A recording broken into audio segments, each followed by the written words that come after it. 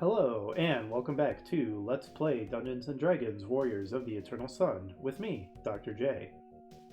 As per usual, let's go ahead and fill out our bestiary a little bit with some of the monsters that we encountered in the previous episode.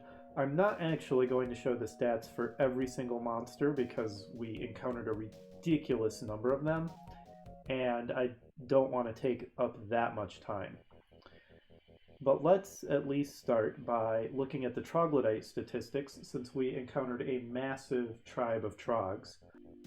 There's not really too much special to say about the trogs, except that the hint book does say that their stench is implemented and that it causes a penalty to your 2 hit rolls. And in the official rules, it says the same thing, except that it is more specific and says you suffer a -2 penalty to hit them.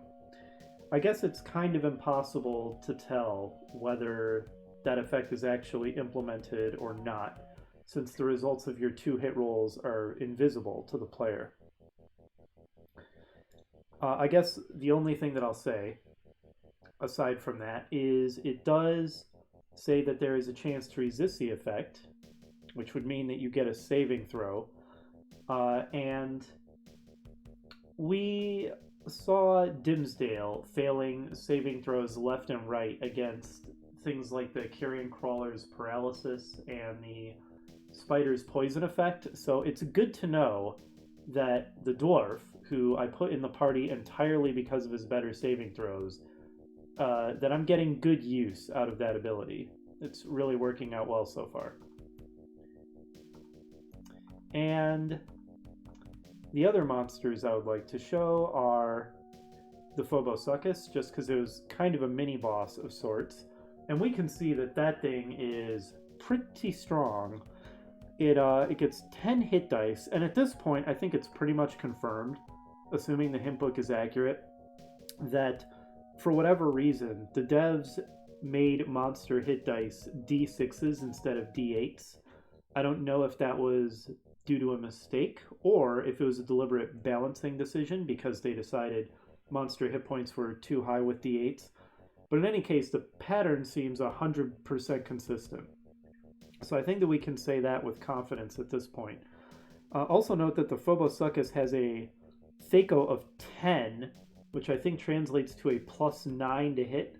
So not only does that thing do insane damage, 4 to 32 points of damage, but it also has a very high chance to hit. So you can see that I had good reason to fear that thing. I also just included the Tuatara because we encountered quite a few of them. We can see that they were fairly strong, especially with their last bite attack doing 2 to 12 points of damage. So they were a bit threatening. And finally, I included the carrion crawler just because the carrion crawler is a pretty iconic D&D monster. At least I think it is. Whenever I think of creepy crawly monsters that you encounter frequently in dungeons, carrion crawlers always come to my mind.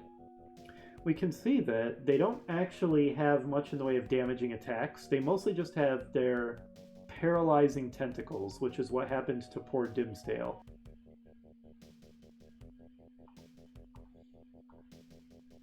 Alright, that's enough looking at monster stats. Let us enter the swamp. So this is the realm that we have found beyond the tunnel, the new realm, where we're just kind of hoping against hope that maybe we'll find some potential allies here. We don't even have a map of this place. It is uncharted territory. And when you first come here the first time you play this game, you can probably wander lost in the swamp for a long time, because it's pretty big and confusing. Now, I think I remember the correct way to go to get where we want to go, but I don't want to just beeline towards it. Oh, and here we have lizard men coming at us. I tried to back off from them, but they just immediately attack without warning. Ooh, got a hit in on Lucia. And so note that they drew first blood. I did not attack them first, so I am not being the aggressor here, but they've left me with no choice but to defend myself.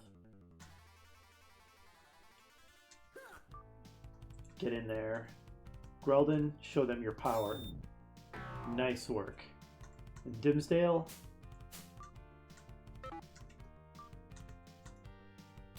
Alright. That went fairly smoothly, although I was a little surprised they got that hit in on Lucia. Got a lucky attack roll there. Let's go ahead and double check our party level real quick. So Lucia's 4th level. Greldon is 4th. Draven is 3rd.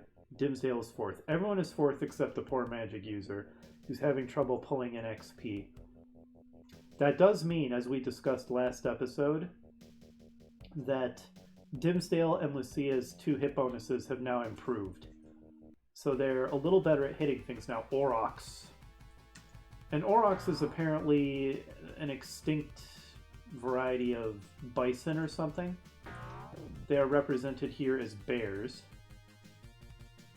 So yet another Lost World enemy. This place is absolutely filled with them, which is telling us some interesting information about the kind of place where we now find ourselves. Why are there all these extinct creatures here? It's very strange. There's a variety of possible explanations for that. My party's not hitting all that well, despite the fact that my 2 warrior types should have an improved 2 hit bonus at this point. Come on, Lucia. Quit being useless. Dang it. Oh my goodness. That's not what I told you to do. I told you to quit being useless. Okay. Fine. If my party is going to suck this bad, I don't know if sleep is going to work on these things. They may be too strong, but we'll try it. No, I didn't really expect it to. Maybe I should have memorized Light and Darkness, some different debuffs that work on tougher enemies. Finally. Well done, Lucia. Okay, now my characters are getting their eye in. Let's get rid of that useless sleep then. Might work better against weaker enemies. Well, I mean, we know it works better against weaker enemies. I guess what I'm saying is maybe we'll encounter weaker enemies that it works against. Okay. Getting dangerous for Lucia here. I'm going to back her off before she gets killed.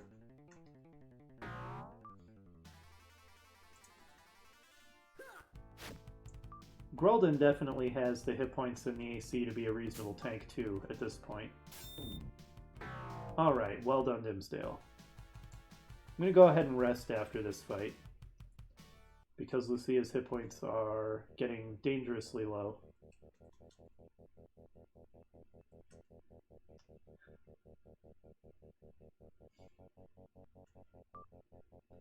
And I'm going to swap out at least one of these sleeps for another debuff.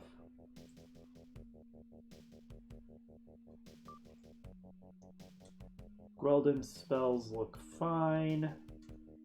Draven, again, I'll swap one of these out for darkness.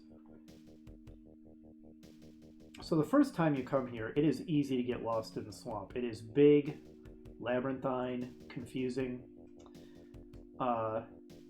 Now, I think I remember how to get to the story location, but I don't want to just beeline there, because that's going to take away from the experience of what it's supposed to be like in this uncharted, dangerous new land. So what I'm going to do is each time I reach an intersection, I'm going to roll a die and let the die decide where I go. Now that's going to be off screen because I'm just using a simple die rolling program for that, and it's nothing exciting anyway. But it feels very D&D to me to let our fate be decided by dice. So this will represent just picking random directions. Alright, I rolled east, so we're going to go east. Oh, and we run into some lizard men who got initiative on us. But they're fairly weak, so this shouldn't be too threatening.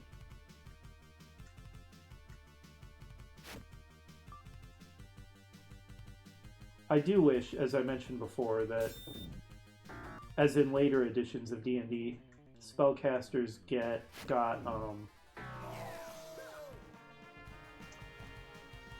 Alright, well done, Greldon. The spellcasters got at will spells they could use, even if they were very weak, because I just like the flavor of that better than them having to fall back on slings and stuff. Alright, time for another die roll. And we rolled east again, so we might as well keep up with that. Unfortunately, despite the swamp's great size, there's not much to see here. Alright, now's a dead end. It is mostly very empty. There's only one plot or story location here.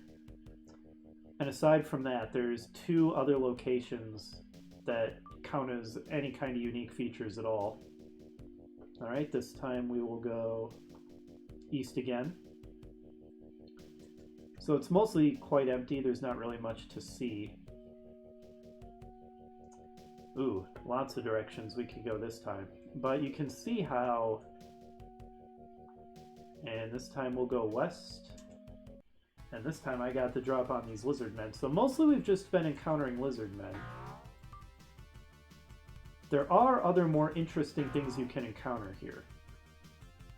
We haven't seen any of them yet.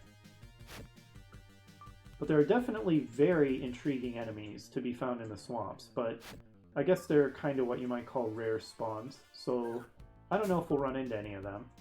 The longer we end up wandering around in a simulation of being lost, as you would be the first time that you came to this place, the greater our chances of running into something interesting.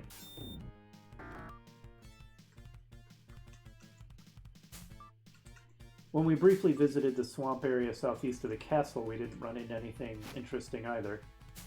I really hope that we do eventually in the swamps, because there are some fairly exciting monsters to be found.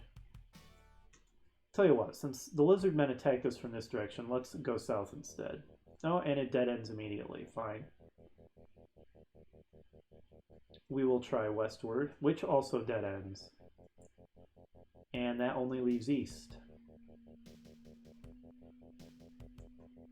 And that dead ends too.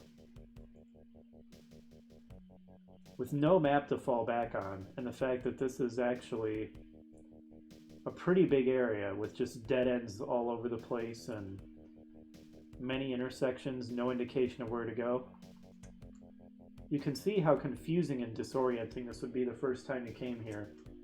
And I remember being quite lost and confused the first time I made it to this area when I played this game as a child. And it's fairly intimidating, this brand new area, different from the valley. Another lizard man who got the drop on me because I didn't switch focus back to the game quickly enough after rolling my die. Doesn't matter, he got stuck on the tree. And Lucia one-shotted him, so that was a non-event.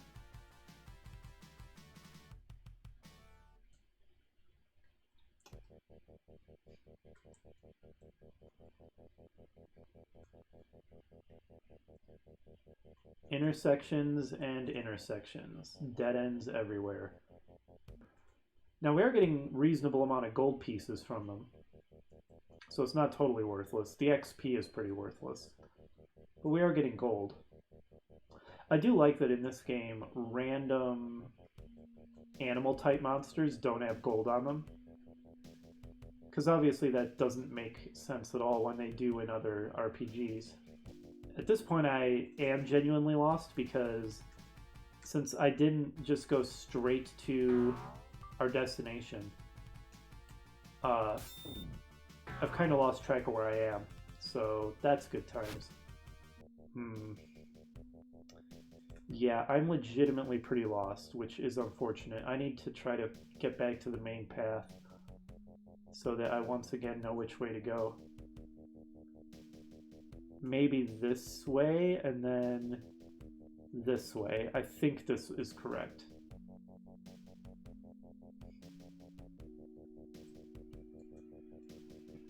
At this point, our heroes have to be feeling pretty pessimistic about finding potential allies. The only sentient creatures we're fighting are lizard men, and they're just attacking us on sight. Oddly enough, the people back in town somehow already knew the lizard men. Oop, here's a new enemy. Okay, so it's not just lizard men. Robber flies. Who do they rob and what do they rob? I don't know. But it's something new. It's not lizard men, so I'm excited. Let's kill them. Or let's miss pathetically. Come on, guys. I was vouching for you about how your 2 hit bonuses have gotten better. At least Dimsdale's and Lucia's.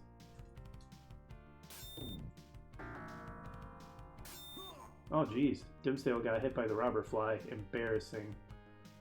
Oh, maybe I shouldn't put Draven up there in the front. So yeah, our heroes have to be feeling pretty pessimistic about their chances of encountering potential allies. Why the townsfolk knew about the lizard men and that they hate everybody when nobody had even been to the swamp yet, I don't know. Plot hole, I guess. Sloppy writing. But here we are. This is the main destination. The only real thing of interest in this vast labyrinthine swamp. The Lizard Man Village. Death to the humans! And the Lizard Man... What's the female version of Chief? I actually don't know. Chiefess? I don't think that's a word. We'll just call her the Chief. Immediately calls for our deaths. Lizard men come pouring out from all directions to try to kill us.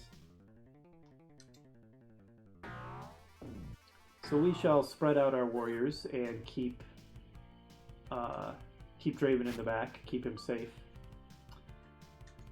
Note that in good fantasy tradition, despite being a reptile or a lizard, well, I guess lizard, they're called lizard men, the lizard chief has boobs, because that's how you tell all female humanoid creatures in fantasy worlds whether they're mammals or not. I just find that funny. Also, these guys stand no chance against us. We are way too strong for a bunch of lizard men. Notice how they have skulls on poles. Clearly these are very nice people. I do like the flavor of this little lizard man village with the straw huts, the skulls on poles, little fire in the middle, surrounded by the swamp. Considering how primitive the graphics are, I think that it successfully evokes a savage humanoid village feeling. Alright, now sleep should work on these guys. It's time to put it to work. We've got a whole group of them over to the left, to the west, really bunched up. A freaking skull in my way. That's so irritating. There we go. Oh, every single one of them put to sleep. I will not hear anybody say that sleep is not a good spell against low-level enemies. I mean, sure, it doesn't work against enemies with more than 4+1 hit dice. So it has its limitations, but man, against weaker enemies, it's just incredible. Until the point where all the enemies we encounter are too high level for it to work, it's arguably the best first level spell. Well, I mean, it's debatable, that versus light and darkness. Okay, they weren't within the area, so I just wasted it. The line of sight issues are a little frustrating to deal with. Honestly, I was just casting sleep to be fancy. It's not like it's at all necessary. Except maybe to allow Draven to get some cheap kills. Nice work, Draven, because man, the poor guy needs them. But yeah, it's not like we need fancy spells to deal with these guys. They're so weak.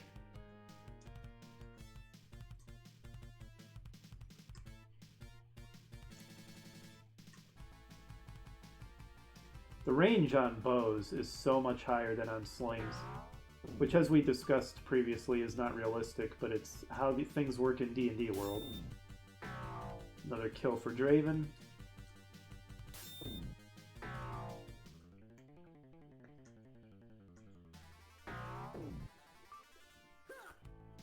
He's just going around murdering these sleeping lizard men.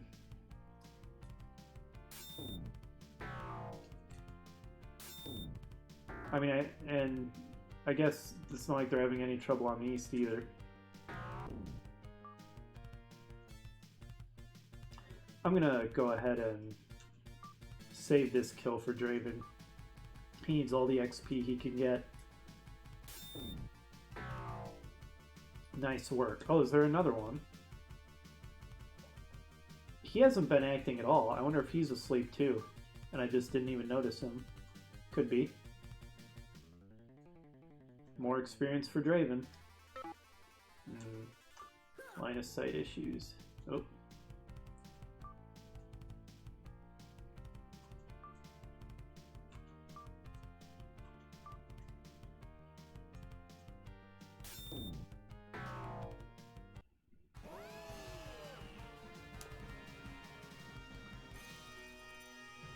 $12.58 gold pieces, not bad. And that's it for the Lizard Man village. They had it coming. They tried to murder us. We came in peace. Whoa! Ankylosaurus. Oh, I'm glad that only did 4 damage. I was not expecting that thing to pop up out of nowhere.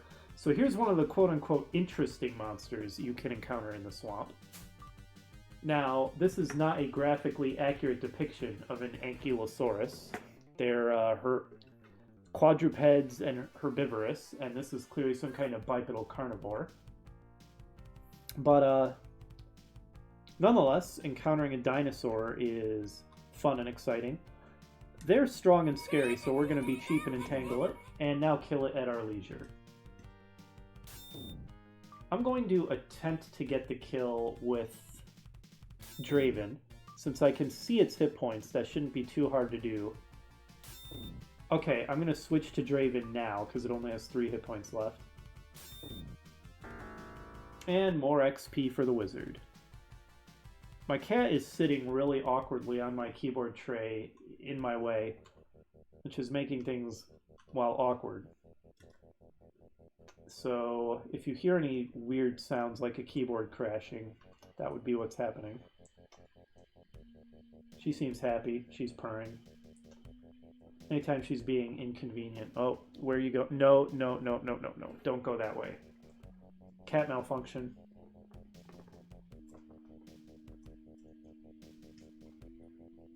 Here we find several peculiar artifacts that Marmillion will want to see, and a map of the swamp. That's useful.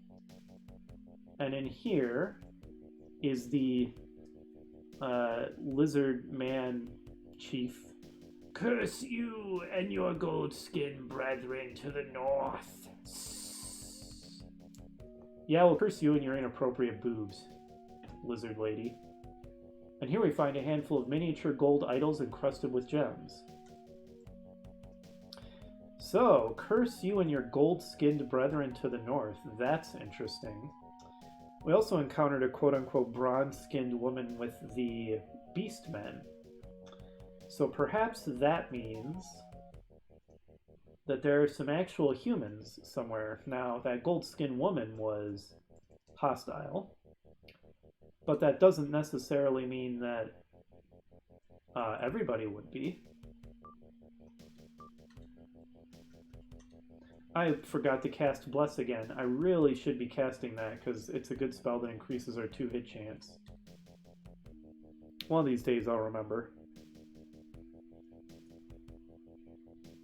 A horde of enemies creeps up through the shadows as your party sleeps. You are awakened by the sounds of the attacking party and you spring to defend yourselves. We were ambushed while we were trying to rest.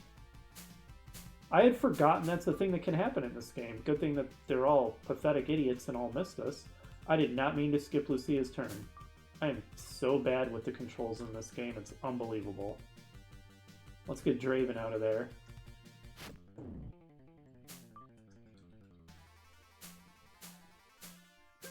Our high armor classes. Pan off.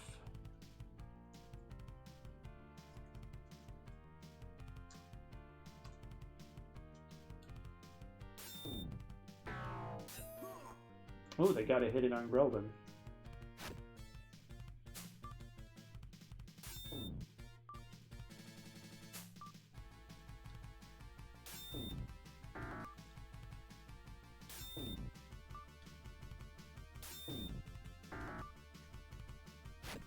You never hit anything with your Sling Draven, it's ridiculous.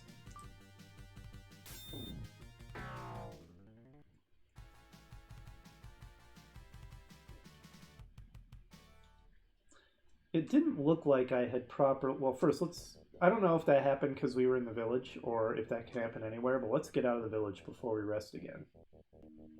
Things have gone very smoothly here in the swamp so far, but I'm going to find another feature here just to show it, even though realistically you viewers probably know what it is, but I would feel like I was being incomplete if I didn't show it. There's actually two of them, and I might show them both, also just to increase my chances of running into more interesting creatures besides the Ankylosaurus and the robber flies that we've already seen. Those are not the only things we can run into in the swamp. So here's interesting terrain feature number 1, the Tree of Life. It is a slightly bigger than average tree. It's not doing anything for me now because I'm not hurt, but if I were to touch it, it would restore my party's hit points. The usefulness of this is somewhat dubious because you can restore your hit points by resting. But on the upside, you can't get ambushed by healing at the tree like you apparently can by resting, which again, I had forgotten that was a thing that can happen. So there's that benefit. My party's having a lot of trouble with this lizard man. Thank you, Lucia. And the lizard man didn't even hit anybody, so I could show off that... Oh, there we go. As you approach this strange tree, your party feels rejuvenated. Which has no apparent effect because nobody's hurt. But if anybody was, it would restore our hit points. So that's nice, but the more useful thing in here is in the event that any of your characters are killed, and you don't want to have to run all the way back to town, there is a magical terrain feature that can help with that.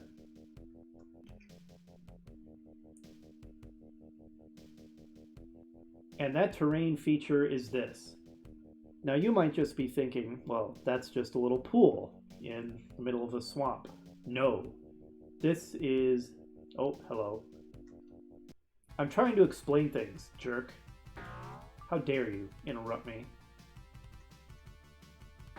No one gave you permission to do this. No one gave you permission to dodge all my attacks either. Thank you, Greldon. Stop being so useless.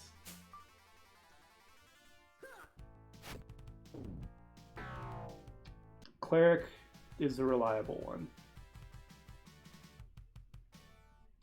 No, this is not merely a gross puddle in the middle of the swamp. This is the Well of Souls. You see the reflection of your fallen comrades, which we have no fallen comrades, so I guess we see no reflection. But if anybody were KO'd, they would be restored to life by this pool, the Well of Souls. So it's a location besides the shrine back in town where you can restore fallen characters, which is very, very useful. But it's not easy to find. On your first playthrough of this game, you might not even ever find out that it's there unless you're extremely thorough about exploring the swamp. So the game doesn't exactly just point it out to you. Man, Cleric's going nuts. Greldon. He's on fire. And that was all we came here to do. To reach the Lizard Man village. Hope that maybe they are willing to ally with us. Get attacked on sight. Slaughter them. Slaughter them all. Get some artifacts that Marmilia might be interested in, and get a hint about our gold-skinned brethren to the north. Which sounds mildly more promising in terms of making alliances, so we can look into that. So maybe this wasn't a complete waste of time.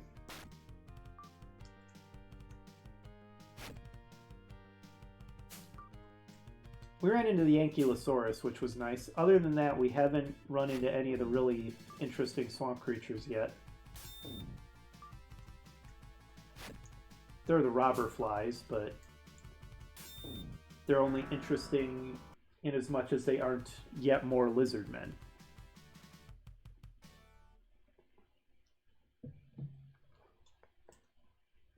We're getting a fair amount of gold here, at least.